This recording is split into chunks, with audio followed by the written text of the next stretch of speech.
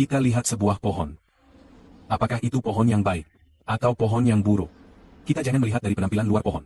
Beberapa pohon sangat tinggi dan kokoh, tapi tidak bisa menghasilkan buah yang baik. Jadi buah yang dihasilkan tidak bisa dimakan orang.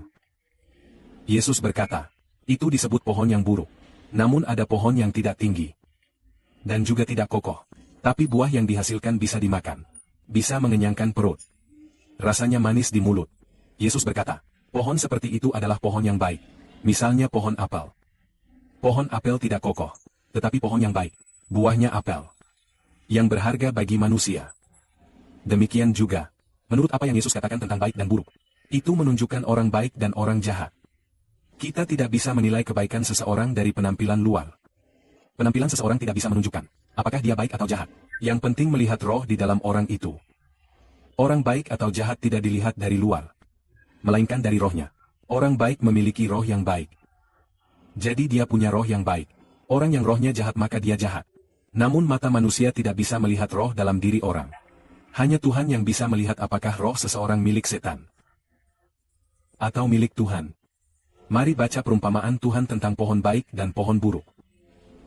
Pohon yang baik tidak bisa menghasilkan buah buruk. Pohon yang buruk juga tidak bisa menghasilkan buah yang baik. Apakah pohon itu baik atau buruk? Dapat dilihat dari buahnya.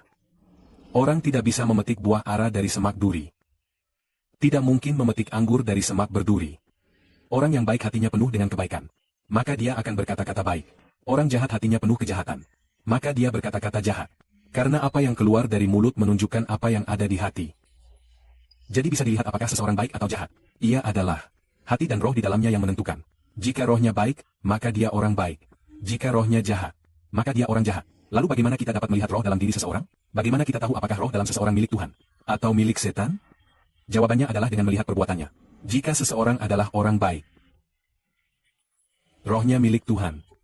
Kata-katanya secara alami. Setiap ucapannya tanpa sadar mengungkapkan rasa syukur kepada Tuhan dan kepada Yesus Kristus. Rasa syukur itu. Orang tersebut adalah orang baik. Ucapan mereka secara alami penuh syukur kepada Tuhan. Dan penuh syukur kepada Tuhan Yesus. Karena hati mereka penuh dengan roh yang baik. Roh yang baik itu membuat mulut mereka berbicara dengan rasa syukur. Roh mereka juga penuh kasih dan perhatian terhadap saudara seiman. Sangat mencintai saudara-saudara seiman. Dan hal itu muncul tanpa disadari. Roh di dalamnya adalah roh yang baik. Tanpa sadar mereka rela mempersembahkan segala sesuatu kepada Bapa di surga. Persembahan itu juga untuk saudara seiman. Mereka sangat dermawan kepada saudara seiman. Orang seperti itulah, pasti orang baik. Karena roh di dalamnya baik. Perbuatannya juga baik. Jika roh di dalamnya adalah roh setan, maka pastilah dia jahat. Dan perbuatannya juga jahat. Jika seseorang banyak mengucapkan kata-kata kotor, dan berusaha meraih nama baik di surga, berusaha mendapatkan berkat yang indah, tetapi dia terus-menerus mengumpat dan iri hati, terus-menerus merasa tidak mungkin. Dan ketika orang lain mendapatkannya, dia juga terus mengatakan hal-hal yang menghina, maka rohnya pasti bermasalah. Rohnya di dalamnya mungkin ada setan yang menaruh rasa iri di dalamnya, atau itu, yang tidak bisa dia dapatkan sendiri. Juga tidak berharap orang lain mendapatkannya, rasa iri yang kotor seperti itu. Roh yang gelisah dimasukkan ke dalamnya. Kalau begitu, rohnya adalah buruk. Jadi perilakunya juga tidak berharap orang lain mendapatkannya. Atau seorang saudari yang terhormat, ayah sudah menetapkan agar dia menerimanya. Berkat indah yang baik. Namun karena setan, sayangnya saudari itu terpeleset. Kalau terpeleset, roh-roh buruk di dalamnya. Mereka merasa dia memang pantas mendapatkan itu. Memang, di semua aspek pantas.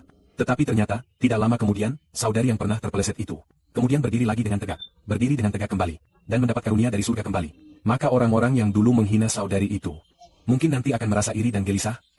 Maka kita bisa melihat perilaku seseorang. Untuk mengetahui apakah seseorang baik atau buruk, ini adalah, kita bisa melihat dari perilaku, dari perkataan, dari kata-kata seseorang, dari perilaku seseorang. Melihat apakah dia punya iman. Apakah dia menghasilkan iman? Orang baik maka, dia adalah orang baik di dalamnya.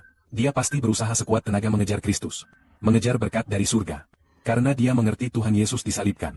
Kemudian, dia sangat ingin dan berusaha sekuat tenaga untuk bekerja keras untuk Injil Yesus, jangkar yang tepat waktu. Kemudian, akhirnya dia berhasil mengejar berkat terhormat dari surga. Orang seperti ini rohnya adalah baik. Karena imannya kepada Tuhan penuh. Sebaliknya, jika mereka tidak mengejar dan tidak percaya, maka pasti imannya kepada Tuhan tidak cukup. Jadi dia tidak berusaha.